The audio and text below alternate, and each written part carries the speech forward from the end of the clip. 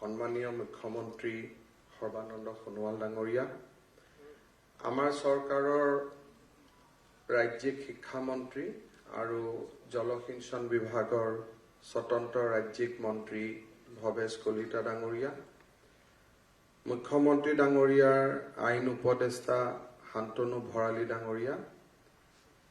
আমাৰ শিক্ষা বিভাগৰ উপদেষ্টা ডক্টৰ মিহিৰ কান্তি চৌধুৰী ডাঙৰীয়া, আমাৰ মাজত আজি উপস্থিত থকা অসম চৰকাৰৰ মুখ্য সচিব কুমাৰ সঞ্জয় কৃষ্ণ ডাঙৰীয়া, শিক্ষা বিভাগৰ প্ৰধান সচিব বি কল্যাণ চক্ৰৱৰ্তী ডাঙৰীয়া, আমাৰ মাজত উপস্থিত থকা অসম চৰকাৰৰ শিক্ষা বিভাগৰ আয়ুক্ত সচিব প্ৰীতম শইকীয়া ডাঙৰীয়া, সেবাৰ অধ্যক্ষ ৰমেশ জৈন ডাঙৰীয়া আৰু প্ৰাথমিক শিক্ষা বিভাগৰ সঞ্চালিকা বিজয়া চৌধুৰী ডাঙৰীয়ানীকে আদি কৰি আজিৰ মঞ্চত উপস্থিত বিশিষ্ট ব্যক্তিসকল, অসমৰ বিভিন্ন স্থানৰ পৰা শিক্ষক হিচাপে আমাৰ বিভাগত যোগদান কৰিবলৈ অহা যুৱক যুৱতী বন্ধু বান্ধৱীসকল, শিক্ষা বিভাগৰ উচ্চপদস্থ বিষয়াসকল আৰু আজি সমগ্ৰ অসমতে আজিৰ নিযুক্তি প্ৰক্ৰিয়াত অনলাইন যোগে অংশগ্ৰহণ কৰি থকা আৰু নিযুক্তিৰ বাবে আকাংক্ষিত সময়টোৰ বাবে অপেক্ষা কৰি ৰৈ থকা যুৱক যুৱতী বন্ধু বান্ধৱীসকল, আজিৰ দিনটো আমাৰ বাবে অতি আনন্দৰ দিন। এখন সমাজ জীয়াই থাকিবৰ কাৰণে শিক্ষাৰ প্ৰয়োজন। শিক্ষা আৰু সংস্কৃতি অবিহনে মানুহে নিজৰ সংস্কৃতিবান চৰিত্ৰটো হেৰাই পেলায় আৰু আদিম দিনলৈ উভতি যায়। অসম চৰকাৰে আপ্ৰাণ প্ৰচেষ্টা কৰি আহিছে যে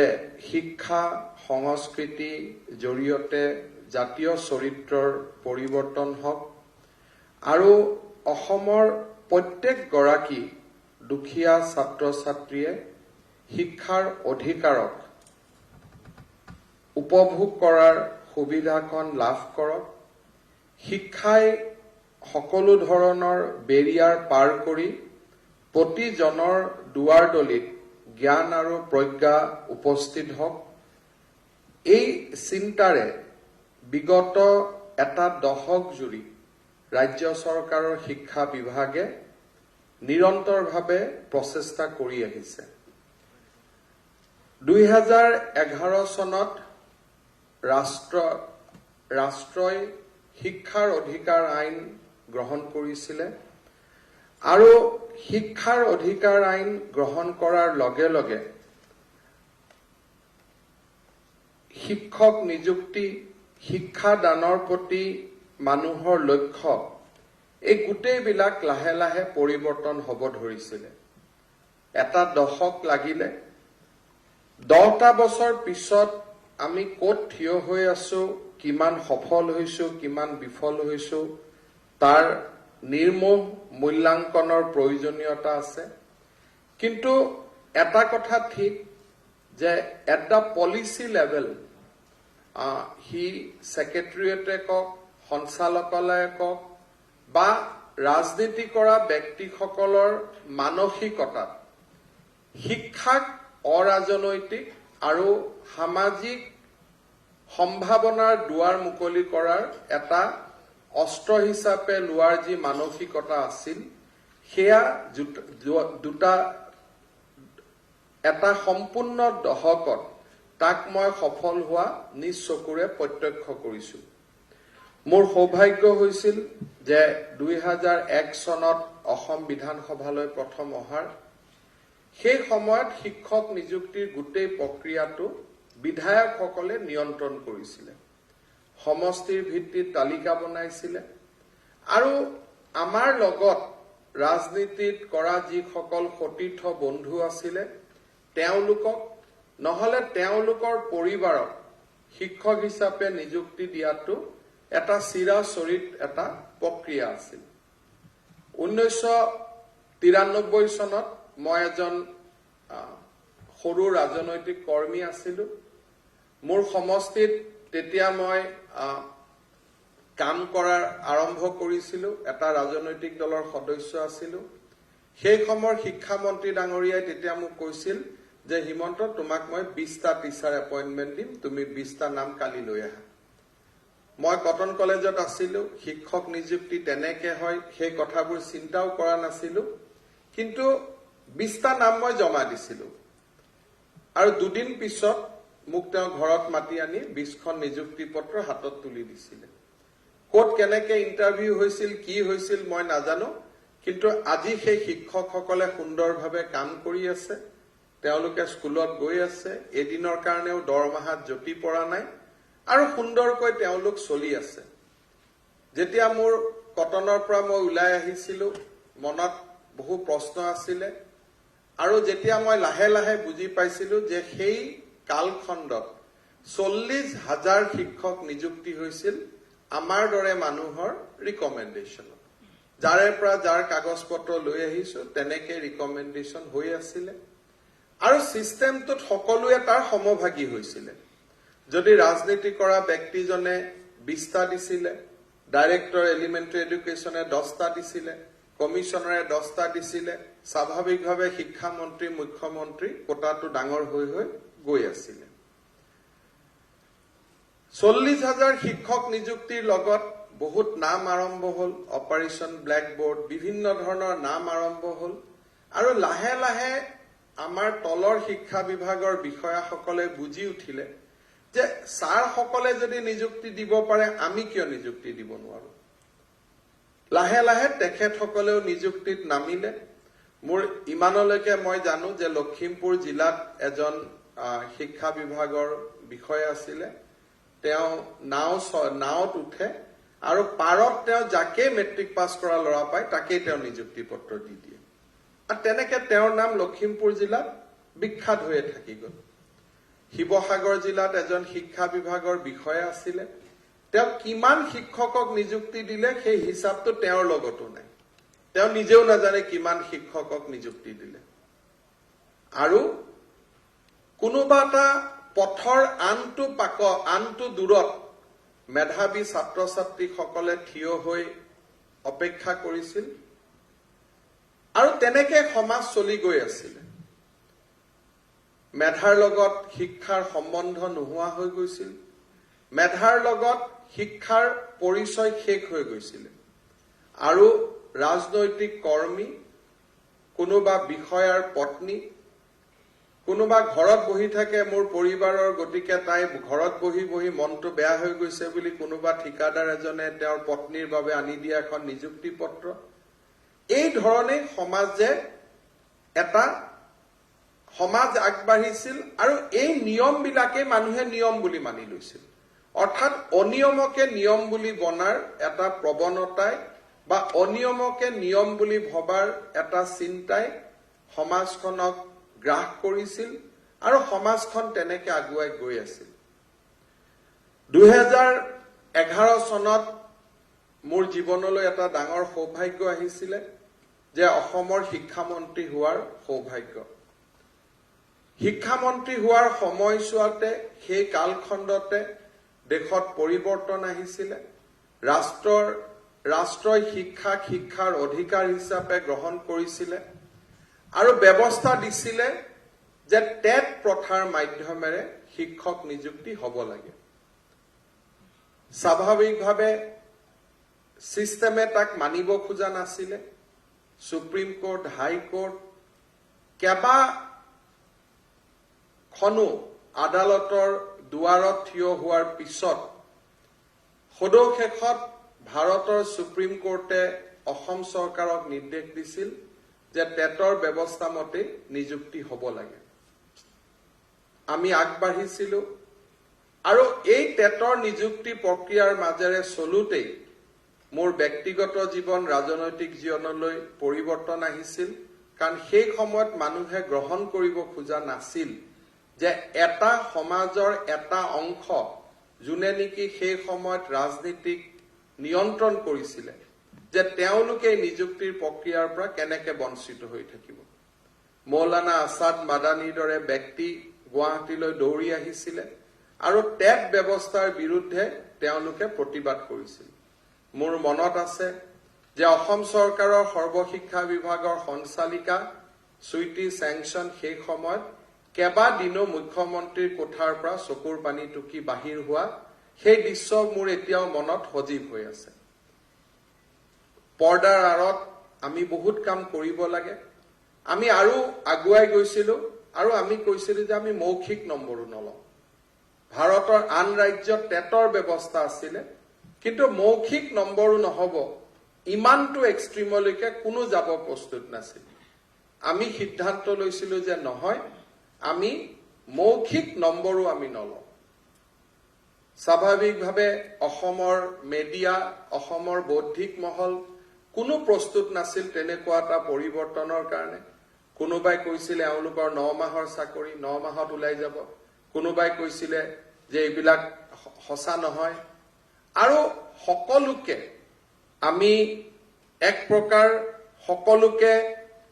কৰবাত থৈ, সকলোৰে চিন্তা চৰ্চা কৰবাত থৈ আমি সেই সময়ত 40,756 গৰাকী শিক্ষকক সৰু সজাইত মাতি আনি একেলগে নিযুক্তি পত্ৰ তুলি দিয়াৰ দৃশ্য অসমৰ শিক্ষা ব্যৱস্থাৰ এক পৰিৱৰ্তনৰ ডাঙৰ ইংগিত বহন কৰিছিল। সিদিনাখন আমি সকলোৱে কৈছিলো যে টেটৰ শিক্ষকসকলেই অসমৰ বিকশিত অসমৰ জাগ্ৰত প্ৰহৰী হ'ব। তাৰ পিছত শিক্ষা ব্যৱস্থাত নিযুক্তিৰ প্ৰক্ৰিয়া চলি থাকিল আৰু আজিৰ মুহূৰ্তলৈকে 1,50,426 গৰাকী ব্যক্তিৰ হাতত নিযুক্তি পত্ৰ তুলি দিয়া অসমৰ ইতিহাসৰ কিজানি মই এজন শিক্ষামন্ত্ৰী হৈ থাকি গলো যে আজিৰ দিনটো লৈ পেলাই 1,50,426 গৰাকী ব্যক্তিৰ হাতত উচ্চ মাধ্যমিকতে হওক, নিম্ন মাধ্যমিকতে হওক, কলেজতে হওক, প্ৰাদেশিকৰণতে হওক, SSৰ জৰিয়তে হওক, ষ্টেট পুলৰ জৰিয়তে হওক 1,50,026 গৰাকী শিক্ষকৰ হাতত নিযুক্তি পত্ৰ তুলি দিয়াৰ মোৰ সৌভাগ্য হৈছিল। এই চৰকাৰ অহাৰ পিছত, সোণোৱাল ডাঙৰীয়াৰ চৰকাৰ অহাৰ পিছত আমি এই ব্যৱস্থাটো আৰু নতুন গতি দিয়াৰ চেষ্টা কৰিছিলো। আমি ঐকান্তিকতাৰে প্ৰচেষ্টা কৰিছিলো যে প্ৰতি বছৰে নিযুক্তি হওক, সৰ্বশিক্ষাত কাম কৰি থকা মানুহবিলাক নিয়মীয়া হওক, নিয়মীয়াবিলাকৰ খালী হোৱা পদত আকৌ সৰ্বশিক্ষাত নিযুক্তি হওক, এটা আমি বৃত্তত পেলাই শিক্ষা ব্যৱস্থাটোক মসৃণ কৰাৰ চেষ্টা কৰিছিলো। কিন্তু আজি যদি মোক কোনোবাই সোধে যে নিযুক্তি হল, মেধা ছাত্ৰ ছাত্ৰী শিক্ষক হল, কিন্তু ছাত্ৰ ছাত্ৰীৰ জীৱনলৈ কিমান পৰিৱৰ্তন আহিল, মোৰ এতিয়াও এই প্ৰশ্নটোৰ উত্তৰ দিবলৈ গৈ মোৰ দুখ লাগে যে এই পৰিৱৰ্তনে অসমৰ ছাত্ৰ ছাত্ৰীক স্পৰ্শ কৰিবৰ কাৰণে যিমানটো চেষ্টা হ'ব লাগিছিল, যিমানটো হোৱাৰ প্ৰয়োজনীয়তা আছিল,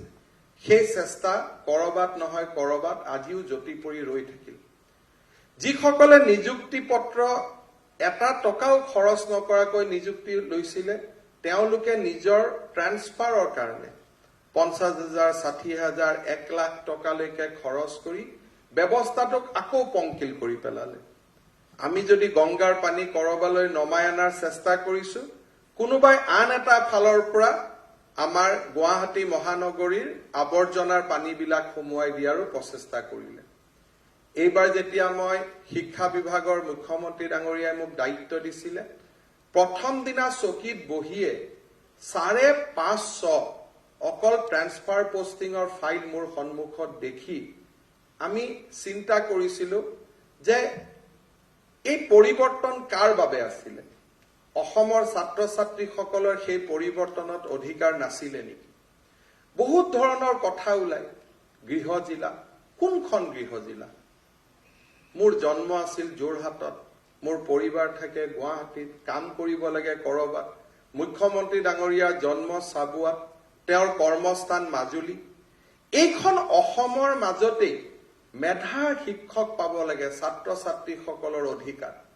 যদি চৰ অঞ্চলত চৰৰ শিক্ষক এজনে যদি পঢ়ুৱাব লাগে যিজন শিক্ষকে হয়তো এতিয়ালৈকে বিএড পোৱা নাই টেট পাছ কৰা নাই তেতিয়ালে ব্যৱস্থাৰ প্ৰয়োজন কিয় আছিল নতুন নতুন কথা যুক্তিৰ শেষ নাই যুক্তিৰ কোনো অন্ত নাই যেন সোশ্যাল মিডিয়া ফেসবুকখন গোটেই যুক্তিৰ সাগৰ কৰিবৰ কাৰণে আমি নিৰ্মাণ কৰিলো কিন্তু সেই যুক্তিৰ সাগৰত এটা যুক্তি নাহে যে মই কিমান শ্ৰেণী কৰিলো মই কিমান ক্লাছ কৰিলো তাক বাদ দি সকলো যুক্তিৰ মহাসাগৰ হৈ পৰিল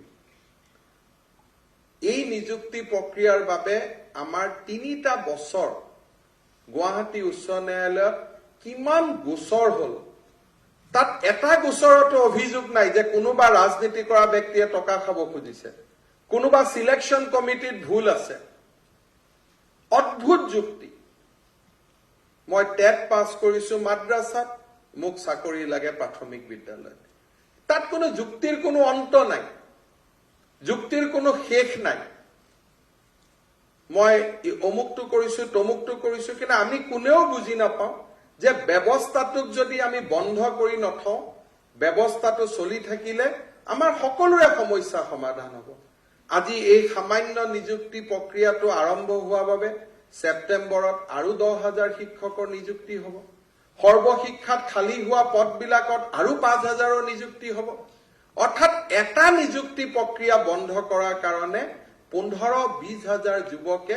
আজি 3টা বছৰত নিযুক্তিৰ পৰা বঞ্চিত হৈ থাকিল আৰু সেই বঞ্চিত হোৱাৰ সুযোগ লৈ অমুকত শিক্ষক নাই তমুকত ট্ৰান্সফাৰ তমুকত পোষ্টিং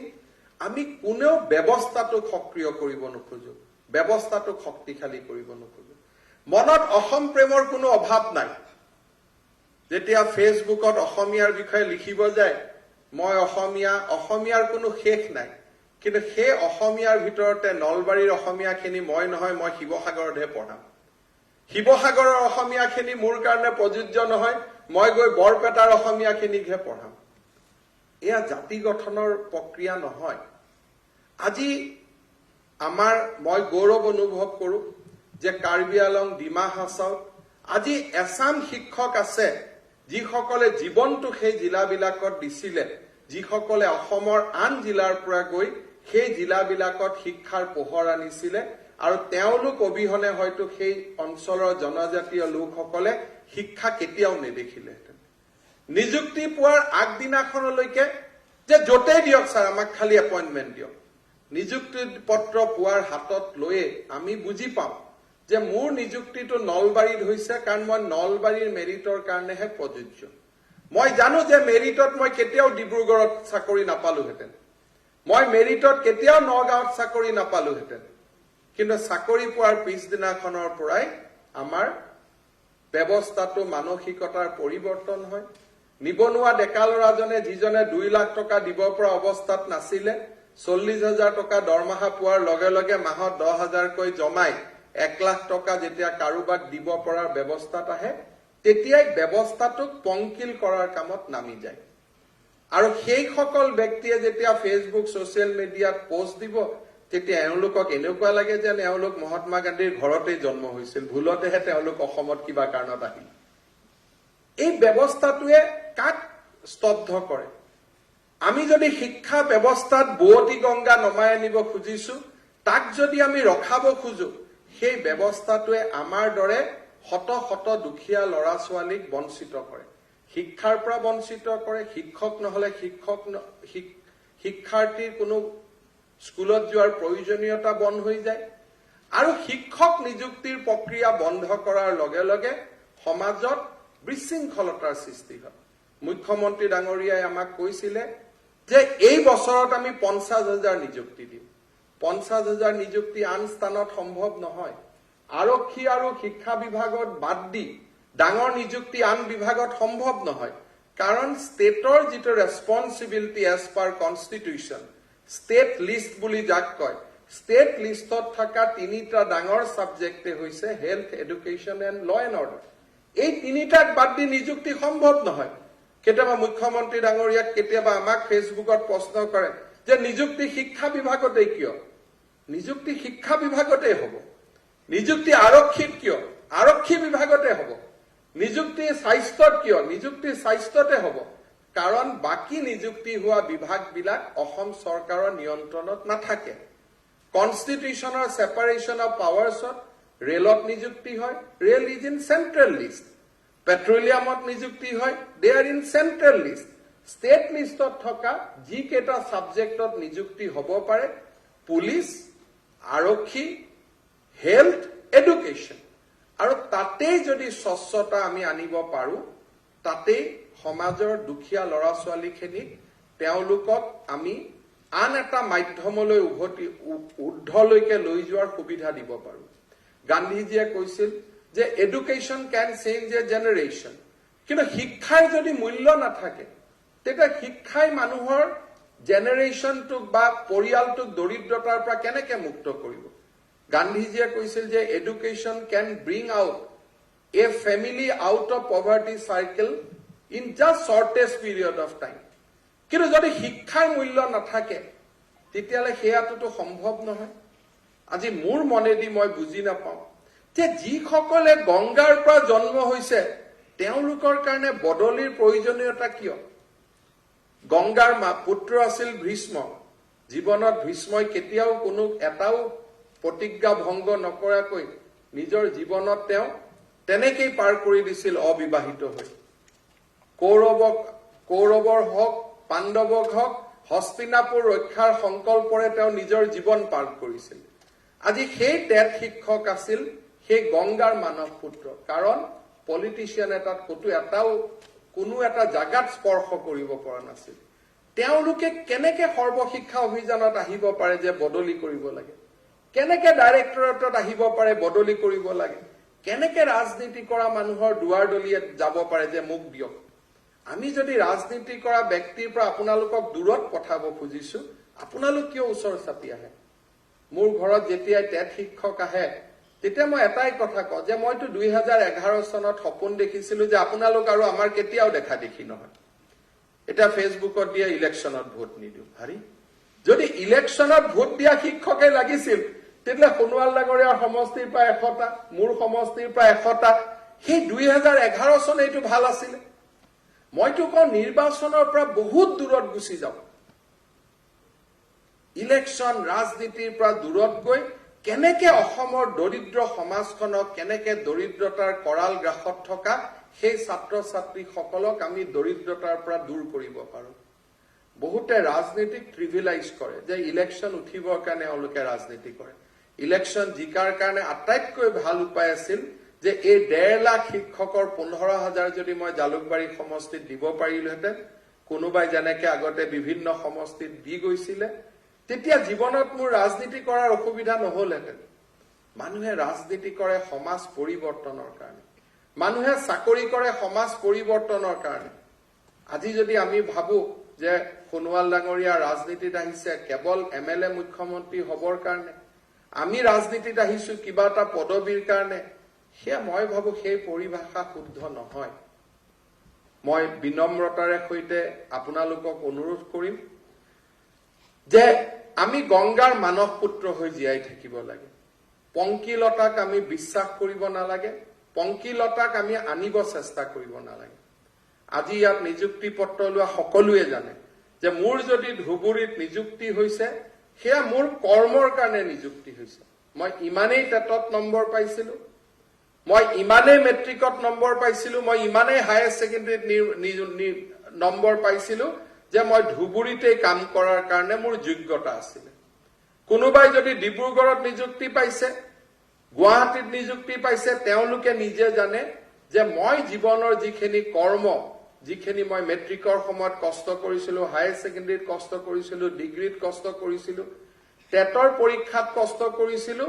এইখিনিয়ে মোক ডিব্ৰুগড়ৰ বাবে উপযুক্ত কৰি তুলিছে। আৰু সেইখনকে কৰ্মস্থান, সেইখনকে জীৱনৰ লক্ষ্য হিচাপে লৈ তাত থকা ছাত্ৰ ছাত্ৰীসকলৰ জীৱন কিমান মই পৰিৱৰ্তন কৰিব পাৰো, সেয়া হৈছে মোৰ জীৱনৰ লক্ষ্য। মই এদিন ৰাতি লখিমপুৰৰ বগীবিলৰ তলত এখন মিচিং গাঁৱত আছিলো। ৰাতিপুৱা স্কুলখনলৈ গৈছিলো,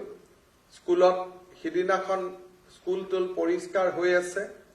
মই ছাত্ৰ ছাত্ৰীসকলক বাৰে বাৰে সুধি আছো তোমালোকৰ শিক্ষক শিক্ষয়িত্ৰী কোন তিনিজনৰ নাম কয় মই ইয়াতো দুজন আছে তিনিজনৰ নাম কিয় কয় বহুত অনুসন্ধান কৰি মই গম পালো যে এগৰাকী শিক্ষয়িত্ৰী আন এগৰাকী শিক্ষকক দৰমহাৰ 5000 টকা দি তাক নিযুক্তি কৰি থৈ দিছে তেওঁ প্ৰক্সিত কাম কৰিব দেখি মই সিদিনাখনে সেই গৰাকী শিক্ষকক মাতি আনি যি একচন লবলগীয়া আছিল মই লব পাৰিলোহেঁতেন কিন্তু মই মাত্ৰ এটাই চিন্তা কৰি উভতি আহিছিলো যে এই মানসিকতাৰে আমি কোনখন অসমীয়াৰ আমি উন্নতি কৰিম কোনখন অসমৰ উন্নতি কৰিম ফেসবুক সোশ্যাল মিডিয়া দি অসমৰ জীৱনৰ উন্নতি হ'ব নে আমি আমাৰ কাম আৰু কৰ্মৰে আমি জীৱন অসমীয়া জাতিটোক উন্নতিৰ পথত লৈ যাব পাৰিম অমুকে অসম নষ্ট কৰি দিলে তমুকে তমুক কৰি দিলে কিন্তু যেতিয়া নিজৰ গাত আমি সিকুটো তেতিয়া আমি কেতিয়াও অন্তৰ্মুখী নহওঁ আনজনে কি কৰিছে চাই থাকিম কিন্তু নিজৰ অন্তৰৰ ভিতৰত সোমাই যে মই জাতিটোক কি উভতাই দিলো মই মোৰ পিতৃ মাতৃক কি উভতাই দিলো মই মোৰ সমাজক কি উভতাই দিলো সেইখিনি চিন্তা কৰাৰ সাহস হয়তো আমাৰ বহুতৰে নাই মই আমাৰ শিক্ষা বিভাগৰ বিষয়া কৰ্মচাৰী সকলোকো কওঁ যে যিটো মুহূৰ্ততে মই শিক্ষা বিভাগত নাথাকো সেইটো মুহূৰ্ততে কিয় ট্ৰান্সফাৰ পোষ্টিং আৰম্ভ হয় সেইটো মুহূৰ্ততে কিয় নিযুক্তিৰ প্ৰক্ৰিয়া থমকি যায় কালি পৰহিটো আমি আঁতৰিব লাগিব আমি ব্যৱস্থাটো কিয় ব্যৱস্থালৈ ৰূপান্তৰ কৰিব নোৱাৰো আজি মই হাতত এখন লিষ্ট লৈ আহিছিলো যদি আপুনি চাই 2011-12ত নিযুক্তি 12-13ত নিযুক্তি 13-14ত নিযুক্তি 14-15ত নিযুক্তি 15-16 16-17ত নিযুক্তি নাই তাৰমানে ব্যৱস্থাটোৱে এতিয়াও ইনষ্টিটিউচনেলাইজ হ'ব পৰা নাই ব্যক্তিৰ ওপৰত চলি আছে ব্যক্তিৰ ওপৰত চলিলে সমাজৰ পৰিৱৰ্তন হ'ব নোৱাৰে সেই ব্যক্তিজনে নিজক ভাবিব পাৰে যে মই নহলে সমাজ নচলে মই নহলে এপইন্টমেন্ট নহয় সেইটো ব্যক্তিগত অনুভূতি কিন্তু যেতিয়ালৈকে ব্যৱস্থাটো যদি নিয়ন্ত্ৰণত নাহে ব্যৱস্থাই যদি কাম কৰিব নিশিকে তেতিয়ালে তাতটো আৰম্ভ হ'ব নোৱাৰে যেতিয়া শিক্ষক নিযুক্তিৰ কাম আৰম্ভ হয় বিত্ত বিভাগক দেখুৱাম ধুবুৰীত ডিব্ৰুগড়ত খালী পোষ্ট আছে নিযুক্তি কৰাৰ সময়ত চিন্তা কৰিম যে এতিয়াতো ডিব্ৰুগড়ত খালী পোষ্ট নাই গোটেইবোৰ ট্ৰান্সফাৰ কৰি আনি দিলো আকৌ ফাইলটো নতুনকৈ পঠাও নতুন অনুমোদন লাগে এনেকে চলি থাকুতে থাকুতে থাকুতে থাকুতে একোটা জীৱন 40 বছৰ পাৰ হৈ যায় 41 বছৰ বহিব 38 গৈ 39 হয় তাৰ পিছত আকৌ তেওঁ আৰম্ভ কৰিব যে মইতো অমুক তাৰিখে মোৰ বয়স 38 আছিল আজি মোৰ 39 হৈ গল এতিয়া 1 বছৰ এক্সটেনশন কৰক আকৌ তাৰ প্ৰক্ৰিয়া আৰম্ভ হল এই ধৰণে বিশৃংখলতাৰ মাজত সোমাই যোৱাৰ আমাৰ এটা প্ৰৱণতা আছে মই আমাৰ শিক্ষা বিভাগক এটাই কথা কৈছো যে মুখ্যমন্ত্ৰী ডাঙৰীয়াই কৈছিল যে 55,000 নিযুক্তি হ'ব লাগে আমি প্ৰচেষ্টা কৰিছো যে আমাৰ দায়িত্বত থকা নিযুক্তিখিনি আমি সম্পূৰ্ণ কৰিব লাগে সেপ্টেম্বৰ মাহৰ প্ৰথম সপ্তাহত আমি আকৌ শিক্ষক নিযুক্তিৰ বিজ্ঞাপন দিম আপোনালোকে চিন্তা কৰক ইয়াত আপোনালোকৰ মাজতো দুই এজন কেছ কৰা ল'ৰা ছোৱালী আছে ইয়াত নাই অনলাইনত ৰখি আছে কিন্তু আমি কাক বন্ধ কৰি থৈছিলো আজি যেই মুহূৰ্ততে আমি খুলিম 7-8,000 10,000 সেপ্টেম্বৰত আমি নিযুক্তি দিব পাৰিম আপোনালোকৰ 3,000 আজি সৰ্বশিক্ষাৰ পৰা ওলাই আহিব সেই 3,000ত আকৌ সৰ্বশিক্ষাত আমি নিযুক্তি দিব পাৰিম অৰ্থাৎ ব্যৱস্থাটোক যদি আমি চলিব দিও ইলেকশ্যনৰ আগতেই যেহেতু ইলেকশ্যন শব্দটো সকলোৱে ব্যৱহাৰ কৰে মাত্ৰ মাৰ্চ আৰু এপ্ৰিল মাহৰ আগতে আমি আৰু 10ৰ পৰা 20,000 জন ব্যক্তিৰ জীৱনলৈ আমি একোটা সম্ভাৱনাৰ জীৱন এটা আমি নমাই আনিব পাৰিম কিন্তু তাৰ সেইটোকে যদি নকৰি আমি অহা বছৰটোলৈকে ওলাই যাওঁ আজি 38 বছৰ হৈ থকা ল'ৰা ছোৱালীখিনি 39 বছৰত ভৰি দিলে তেওঁলোকে আৰু আবেদন কৰিব নোৱাৰা হ'ব ইয়াত সকলোৰ কাৰণে আছে খালি আমি এটা বস্তুৱে চিন্তা কৰিব নোৱাৰো যে অকনমান আনজন যদি আগত গৈছে আনজনক টানি ৰখাৰ যিটো প্ৰৱণতা সেই প্ৰৱণতাই গোটেই সিস্টেমটোকে বিশৃংখল কৰি দিয়ে আৰু বিশৃংখলতা সিস্টেমৰ পৰা চৰকাৰী নিয়ন্ত্ৰণত বিশেষকৈ চৰকাৰৰ নথিপত্ৰৰ পৰা ওলাই আহিবৰ কাৰণে হিউমেন এফৰ্ট দি নহয় তাক সুপাৰ হিউমেন এফৰ্টৰ প্ৰয়োজনীয়তা হৈ পৰে আৰু সেইকাৰণে মোৰ আজিও মনত আছে যে সুদীৰ্ঘ 10 বছৰ অসমত শিক্ষক নিযুক্তি হোৱা নাছিল 90 চনৰ পৰা 2011 লৈকে আৰু যোৱা 18 চনৰ পৰা মুখ্যমন্ত্ৰী ডাঙৰীয়া আমাৰ সকলোৰে আপ্ৰাণ চেষ্টা থকাৰ পিছতো আমি মোৰ মনত আছে যে 2018 চনত আমি খুব সম্ভৱ প্ৰথম আমি 16-17ত আহি আমি 12,000 ছাত্ৰ ছাত্ৰীক আমি নিযুক্তি দিছিলো 17-18তো আমি 911 গৰাকীক নিযুক্তি দিছিলো আৰু সৰ্বশিক্ষা অভিযানৰ অধীনতো 2017-18ত 7,016 ষ্টেট পুলত 12,488 18-19 এটা বৰ্ষত আমি এজনো নিযুক্তি দিব নোৱাৰিলো হয়তো 19-20 পাৰ হৈ গ'লহেঁতেন যদি হিউম্যান এফৰ্টটো আমি সুপাৰ হিউম্যান এফৰ্টলৈকে ৰিপ্লেচ নকৰিলোহেঁতেন আমাৰ প্ৰীতম শইকীয়াৰ পৰা আৰম্ভ কৰি বিজয়া চৌধুৰীৰ পৰা সঞ্জীৱ ভূঞালৈকে সকলো এটা সুপাৰ হিউম্যান এফৰ্ট দিয়াৰ কাৰণে আজি আমি এই দিনটোত আহি উপস্থিত হ'ব পাৰিলো হিউম্যান এফৰ্ট দি হয়তো সেই কাম সম্ভৱেই নাছিল মই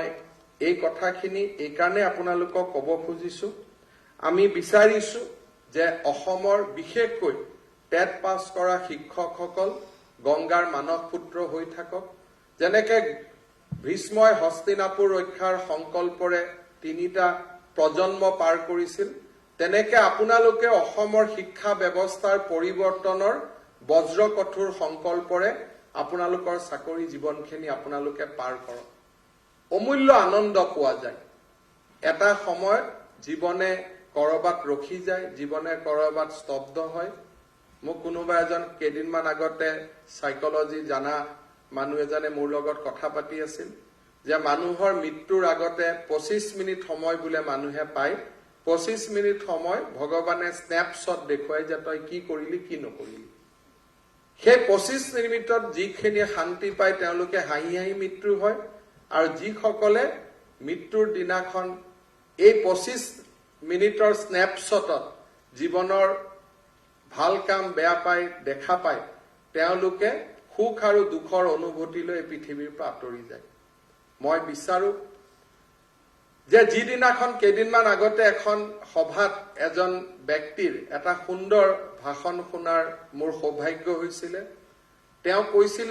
যে যিদিনাখন আমি জন্মগ্ৰহণ কৰো জন্মগ্ৰহণ কৰি কেঁচুৱাটোৱে কান্দে আৰু ওচৰত থকা মানুহখিনি হাঁহে মাকে হাঁহে দেউতাকে হাঁহে পৰিবাৰে হাঁহে লৰাটোৱে কিন্তু ছোৱালীটোৱে কান্দি থাকে অৰ্থাৎ জন্মৰ সময়ত মই কান্দু কিন্তু মোৰ চাৰিওপাশে থকা মানুহে হাঁহে মৃত্যুৰ দিনটো এনেকুৱা হ'ব লাগে যে মই যাতে সেই 25 মিনিটৰ স্ন্যাপশ্বটত সন্তুষ্ট হৈ মই হাঁহি হাঁহি মৃত্যুলৈকে যাব পাৰো আৰু সিদিনাখন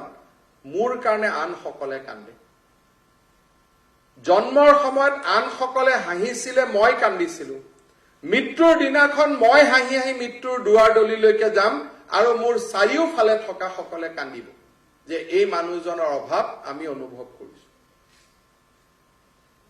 এই পৰিৱৰ্তনটো যদি আমি জীৱন কালত সম্ভৱ কৰিব পাৰো হেয়া হৈছে প্ৰাপ্তিৰ জীৱন হেয়া হৈছে আনন্দৰ জীৱন হেয়া হৈছে সফলতাৰ জীৱন আৰু যিসকলে গংগাৰ মানৱ পুত্ৰ নহৈ মহানগৰীৰ আৱৰ্জনাৰ লগত নিজক জড়িত কৰিব খোজে কালি ডিৰেক্টৰ কোড কালি কোড ট্ৰান্সফাৰ কৰিম কালি কোড প্ৰক্সি দিম কালি কোড ফেচবুকত দিম নিজৰ দুৰ্বলতাখিনি ঢাকিবৰ কাৰণে কাক কোড কেনেকৈ আক্ৰমণ কৰিম তেনেকুৱা জীৱন আটাইতকৈ অসুস্থ জীৱন মই হিন্দী সিনেমাত বহুত কেইখন হিন্দী সিনেমা দেখাৰ সৌভাগ্য হৈছিল সৰুতে চাইছিলো কিছুমান পুৰুষে যেতিয়া নিজৰ দায়িত্ব পালন কৰিব নোৱাৰে ঘৰত তেতিয়া পৰিবাৰক খুব বেছিকৈ গালিগালাজ কৰি থাকে অৰ্থাৎ নিজৰ দুৰ্বলতা ঢাকাৰ একমাত্ৰ উপায় হ'ল আনক গালিগালাজ কৰি নিজক কৰবাত থৈ দিয়া যে কোনেও যাতে মোৰ ওচৰত আহিব নোৱাৰে মোৰ দুৰ্বলতাখিনি ঢাকিবৰ কাৰণে আমি নিজেই জানো মোৰ স্কুলৰ পৰা কিমান লৰাই A+ পালে মোৰ হাইস্কুলখনৰ পৰা কিমান লৰাই মেট্ৰিক পাছ কৰিলে মোৰ স্কুলখনত এনৰোলমেন্ট কিমান এই প্ৰশ্নখিনি সুধিলে অহাবাৰ ইলেকশ্যনত চাই লম এইটোতো উত্তৰ হ'ব নোৱাৰে এইটো উত্তৰ কেনেকৈ হ'ব পাৰে এতিয়া প্ৰাদেশিকৰণৰ কাৰণে আমাৰ ওচৰত মানুহ আহে স্যাৰ এনৰোলমেন্টটো উঠাই দিয়ক মই বোলে এনৰোলমেণ্টটো উঠাই দিয়া মানে বোলে এনৰোলমেণ্টটো নালাগে বোলে এনৰোলমেণ্ট মানে কি বুজাইছে বোলে নহয় ছাৰ মেট্ৰিকত 6 জন ষ্টুডেণ্ট থাকিব লাগে মই বোলো কি এনৰোলমেণ্টটো উঠাই দিলে কি হ'ব তাৰমানে তাত ছাত্ৰ থাকিব নালাগে হয় ছাৰ মানে মানে নহলে আমাৰ প্ৰাদেশিকৰণ নহব নহয় মই বোলো আৰু অলপ ভাল কৰি বুজাই দিয়কচোন লাষ্টত মই এইটোকে বুজি পাওঁ যে ছাত্ৰ নথকা স্কুল এখনত আমি শিক্ষকক নিযুক্তি দিব লাগে মোটামুটি এইটো যে ষ্টুডেণ্টৰ কিমান আছে সুধিব নালাগে কিন্তু শিক্ষক থাকিব লাগে এতিয়া যদি মানুহে যদি কয় যে মোৰ স্কুলখনত ষ্টুডেণ্ট থাকিব নালাগে কেৱল মাত্ৰ টিচাৰ থাকিব লাগে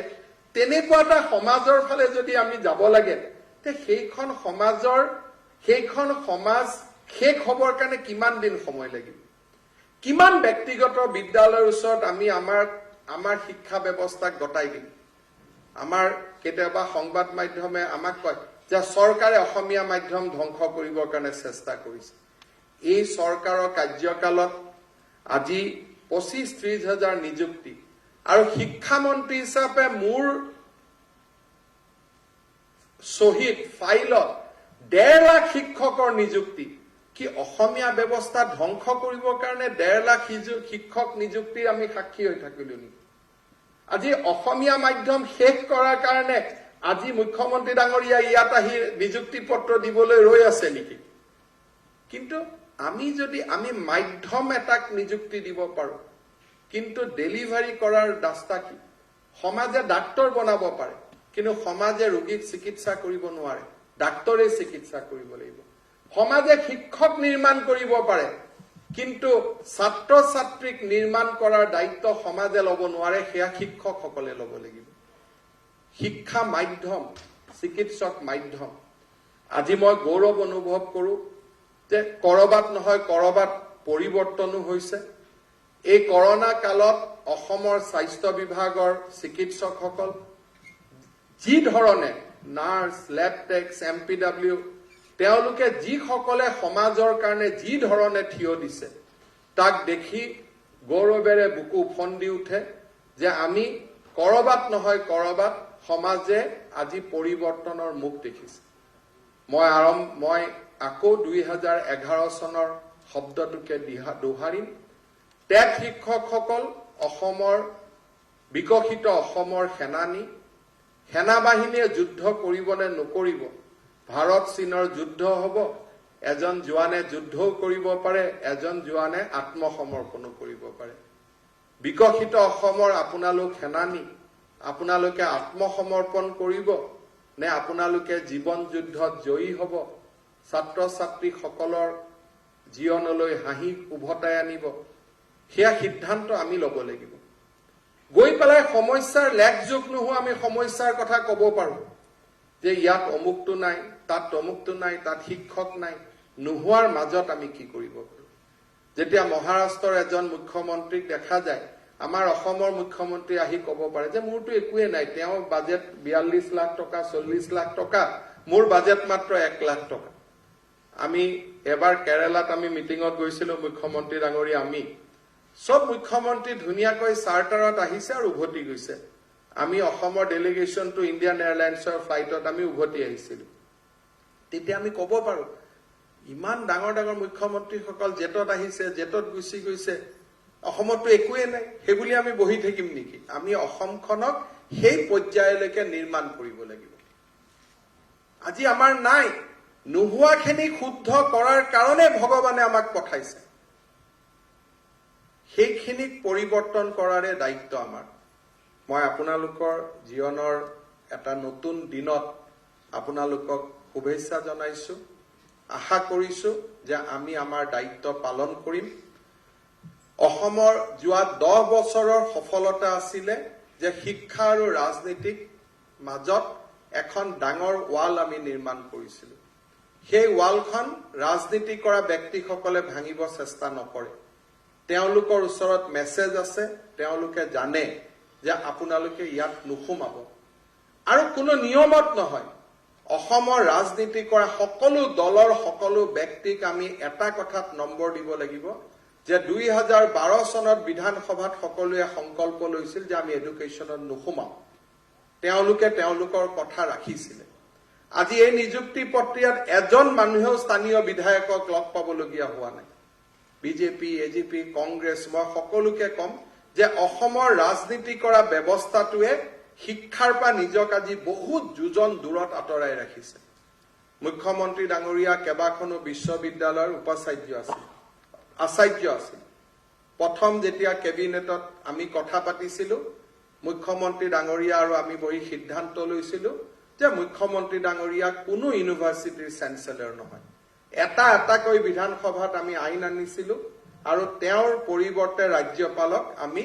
বিশ্ববিদ্যালয়ৰ আচাৰ্য নিযুক্তি কৰিছিলো। বহুতে সেই সময়ত পলিটিকেল কুৱেশ্যনো আনিছিলে যে হিমন্তই কটনৰ পৰা মানে কটনৰ চেঞ্চেলৰ পোষ্টৰ পৰা CMক আঁতৰালে। কিন্তু সিদ্ধান্ত মোৰ নাছিল, সিদ্ধান্ত মুখ্যমন্ত্ৰী ডাঙৰীয়াৰ আছিল যে আমি ৰাজনীতি আৰু শিক্ষা আমি দূৰত ৰাখিব লাগে। মই মাত্ৰ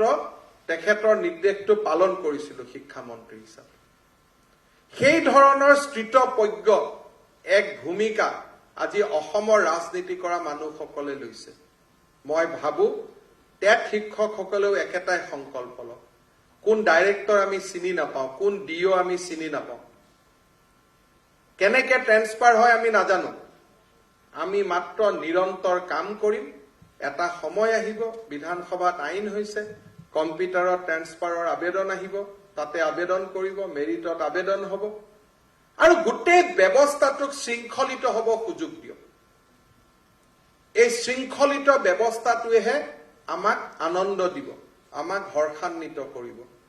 এই ব্যৱস্থাটোৰ ফালে আমি যাবৰ কাৰণে চেষ্টা কৰাৰ প্ৰয়োজন আছে আৰু মই ভাবো আপোনালোকে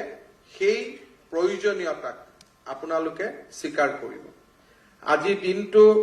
আমি বহুখিনি নিযুক্তি দিব খুজিছিলো, কিছু বাধাৰ কাৰণে মই নাজানো। আমাৰ মুখ্য সচিব ডাঙৰীয়াও ইয়াত আছে যে আমি বহুত বছৰৰ পৰা চেষ্টা কৰিও আমি শিডিউল ট্ৰাইব হিলছৰ থকা পোষ্টবিলাক আমি পুৰা কৰিব নোৱাৰা হৈছো। প্ৰায় 2000 পোষ্ট আজিৰ দিনটোতো খালী হৈ আছে। আমি বিচাৰো কাৰ্বি আলং, উত্তৰ কাছাৰৰ পৰা বহুত ল'ৰা ছোৱালী ওলাই আহক, শিক্ষক নিযুক্তিত যোগ দিয়ক। কিন্তু বহু চেষ্টাৰ পিছতো, স্পেচিয়েল টেট আদি অনুষ্ঠিত কৰাৰ পিছতো আজিৰ নিযুক্তি প্ৰক্ৰিয়াটো আমি প্ৰায় 2500 পোষ্ট আমি খালী ৰাখিবলগীয়া হ'ল শিডিউল ট্ৰাইব হিলছৰ উপযুক্ত কেণ্ডিডেট নোপোৱাৰ কাৰণে। কি কৰিব পৰা যায় মই ভাবো যে চৰকাৰে কালেক্টিভলি চিন্তা কৰিব লাগে। আমি সাময়িকভাৱে ইয়াক ডিৰোষ্টাৰ কৰিব পাৰো নেকি। পিছত আকৌ সেই কমিউনিটিৰ পৰা যেতিয়া মানুহ ওলাব আমি পোষ্টখিনি উভতাই দিম। কাৰণ প্ৰতি বছৰে আমাৰ 3000-4000 পোষ্ট খালী হয়। কোনোবা এটা মুহূৰ্তত অকল তেখেতসকলৰ বাবে আমি নিযুক্তি কৰিব পাৰো বা আন যি নহওক কিবা এটা চিন্তা কৰাৰ প্ৰয়োজনীয়তা আছে। কেইটামান পোষ্ট আমি খালী ৰাখিবলগীয়া এইটো কাৰণে হৈছে যে সেইকেইটা পোষ্টত যদি আমি নিযুক্তি দিব চেষ্টা কৰিলোহেঁতেন অসমৰ বাহিৰৰ পৰা বহুত শিক্ষক ইয়াত আহি যোগদান কৰিলেহেঁতেন। আমি বাহিৰৰ পৰা অহা মানুহ বেয়া নাপাওঁ, ময়ো ভাৰতীয়, আমাৰ ল'ৰা ছোৱালীও বেলেগত কাম কৰে, তেওঁলোকো আহিব। কিন্তু অসমীয়া ভাষা নাজানিলে স্কুলত আমি সোমায়ো আমি শিক্ষকৰ দায়িত্ব পালন কৰিব নোৱাৰো। সেইবাবে আমি নীতিগতভাৱে বাহিৰৰ ল'ৰা ছোৱালী যিসকল মেৰিটত স্থান লৈছিল তেওঁলোকৰ অসমীয়া বা লোকেল লেংগুৱেজ নজনাৰ কাৰণে আমি তেওঁলোকক নিযুক্তি দিব পৰা নাছিলো। তাৰ কাৰণেও কিছু পোষ্ট আজি আমাৰ খালী থাকি গ'ল। আজি আমি ইয়াতে 5315 গৰাকী শিক্ষক শিক্ষয়িত্ৰীক আমি নিযুক্তি দিম। আজি নিযুক্তি পোৱাৰ লগে লগে সোম মঙ্গলবাৰৰ ভিতৰত আপোনালোকে বিদ্যালয়সমূহত যোগদান কৰিব। কাৰণ মই প্ৰতিটো দিনেই যোৱা কালিও 4টাকৈ হাইকোৰ্টত কেছ আছিলে, যোৱা কালিও 4টা কেছ লাষ্ট সময়তো আমি তাক ডিফেন্ড কৰিবলগীয়া হৈছে। গতিকে আজি যিসকলে ইয়াত আমাক অনলাইনত চাই আছে মুখ্যমন্ত্ৰী ডাঙৰীয়াই পৰ্টেলটো ৰিলিজ কৰি দিয়াৰ লগে লগে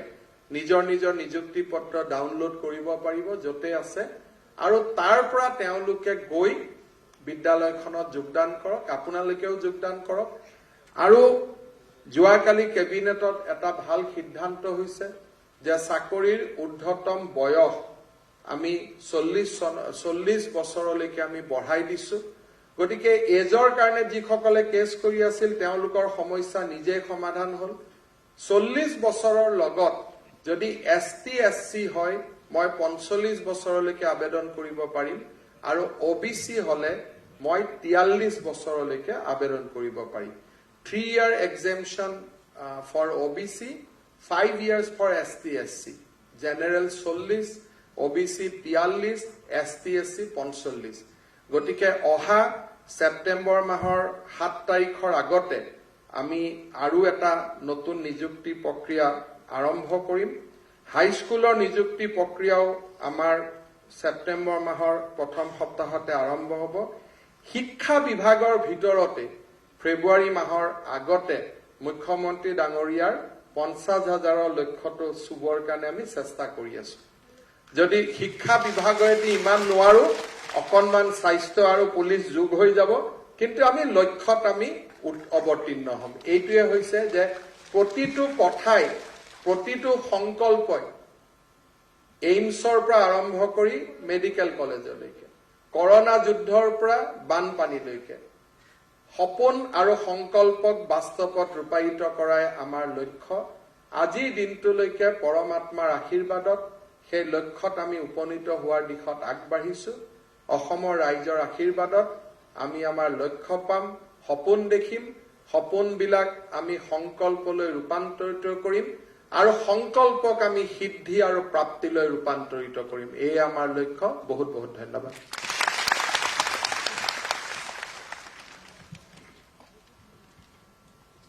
মাননীয় শিক্ষামন্ত্ৰী ডক্টৰ হিমন্ত বিশ্ব শৰ্মা মহোদয়ক ধন্যবাদ জ্ঞাপন কৰিছো